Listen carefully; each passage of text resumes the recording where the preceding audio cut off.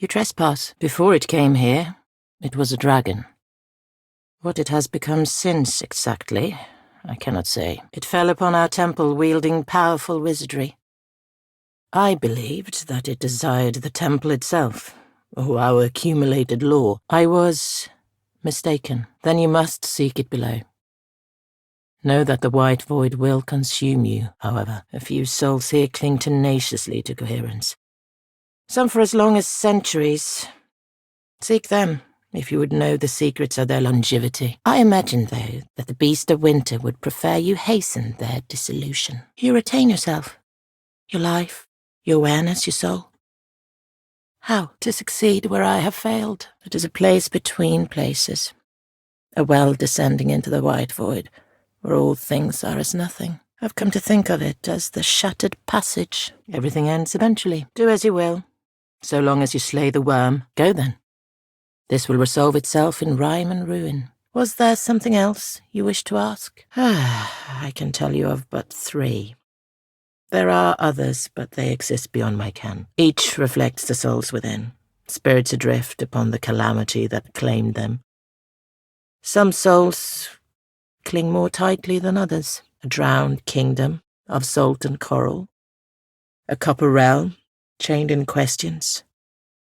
These were here when I arrived. The 3rd realm is young yet, and as hot as a festival flame. I know no other words for it.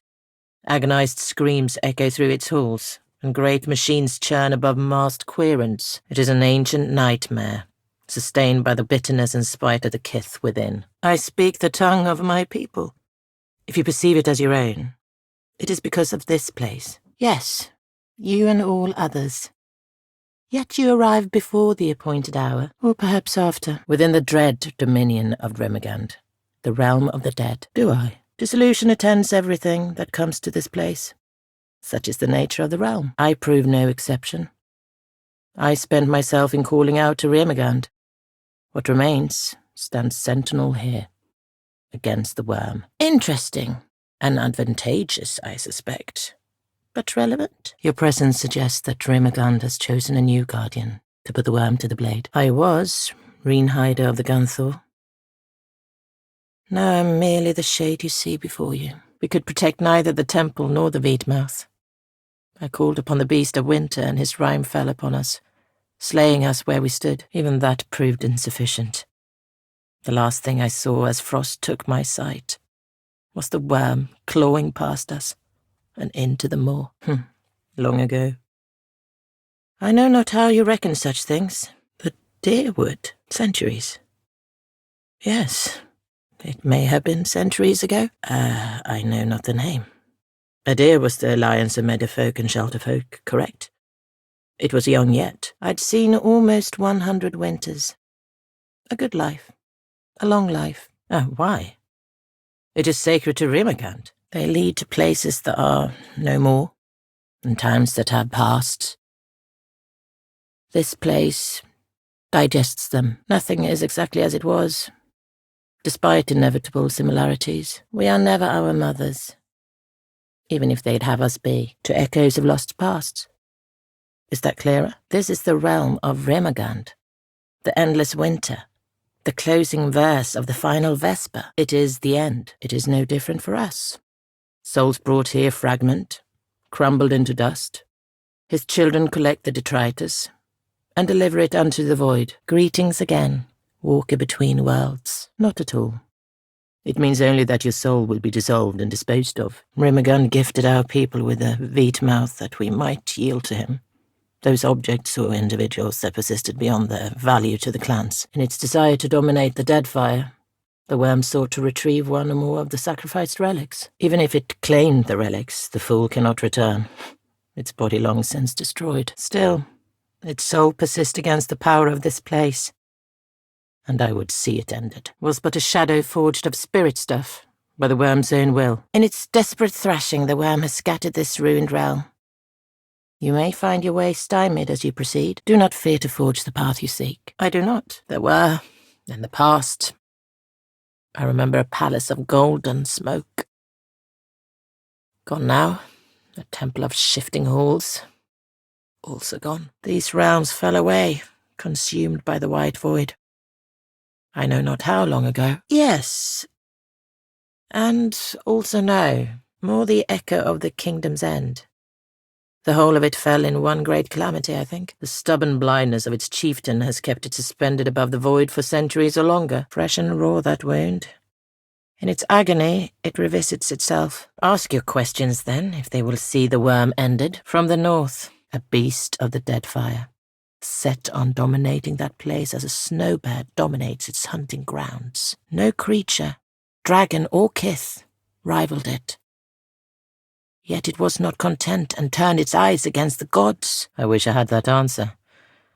Perhaps it would be enough to fight it in this place.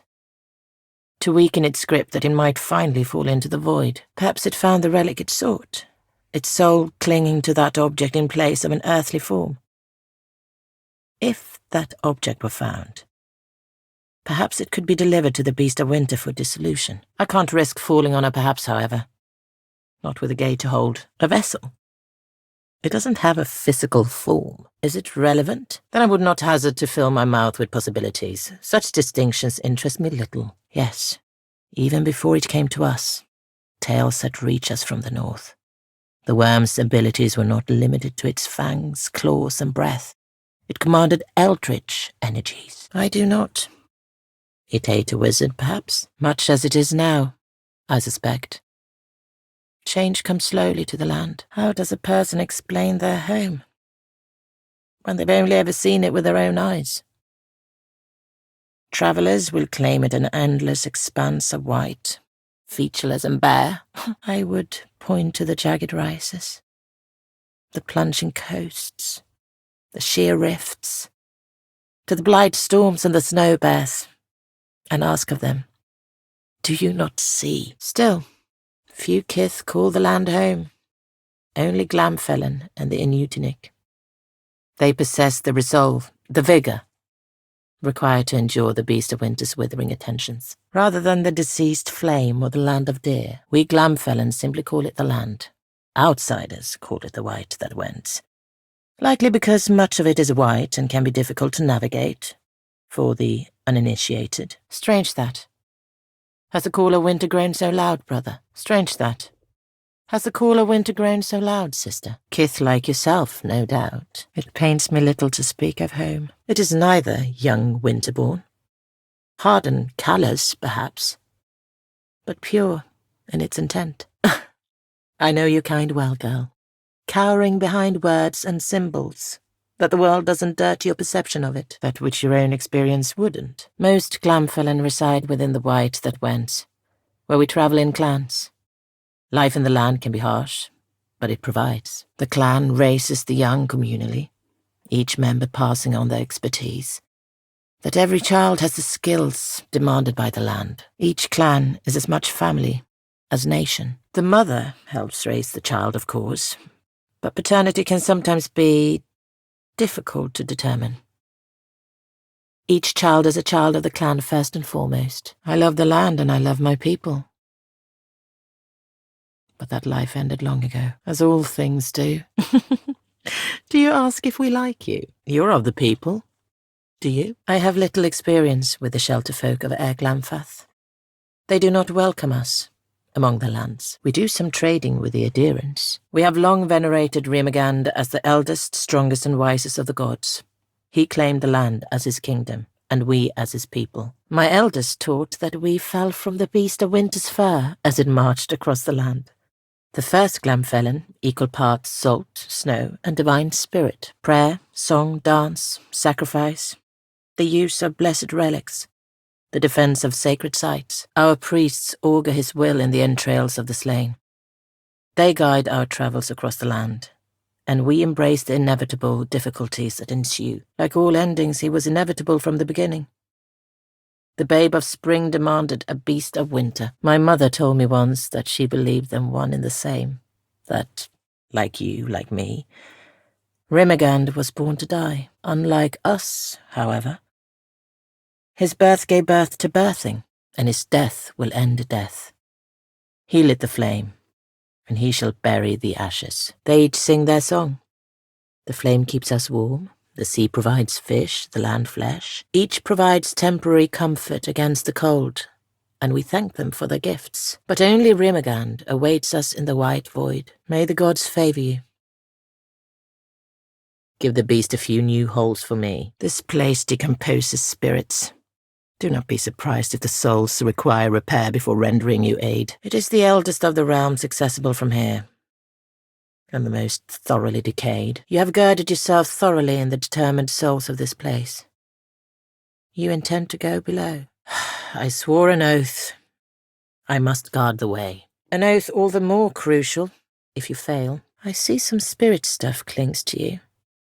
You intend to make your way below, then? You intend to go, then, as you are, without whatever protection the souls of this place can provide. Once you descend, you will be much closer to the void's heart. There's no returning from that place. Are you certain of your course? You stride forth from the inferno unsinged, though an ember clings to your cloak, and have armed yourself with flint and steel.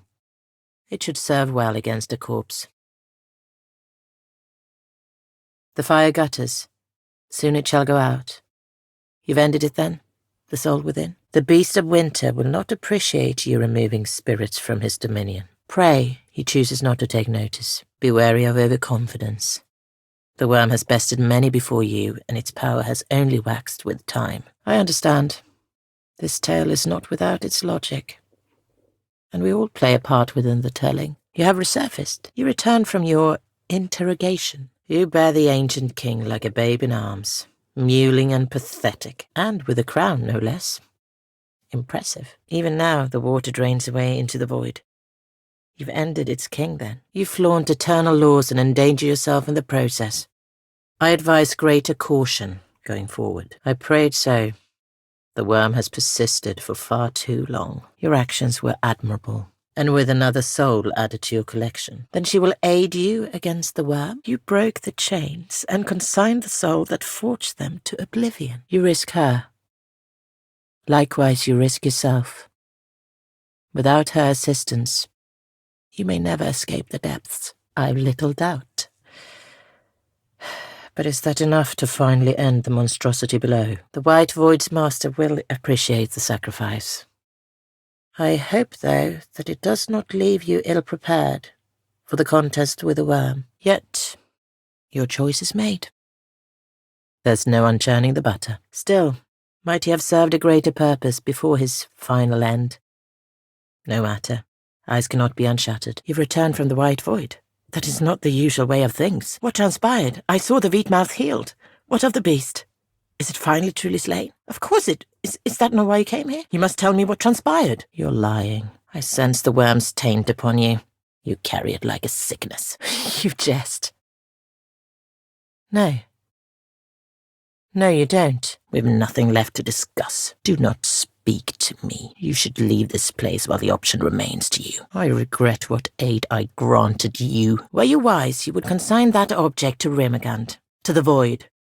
But wisdom is clearly not among your strengths. May you never die, Watcher, that you see all you cherish ground into dust. For now, perhaps. What's to keep it from returning? Go then. Take her from this place. See to it that you never return. She brought her fate upon herself. I do not see why not. Have I not aided you? Do I not deserve an answer? I see. Do as you will, then. As if you would do any other. I waited a very long time to hear that, Watcher. I feel my ending upon me. I have you to thank for that. May your journeys be safe. Or failing that, may your end be swift and merciful.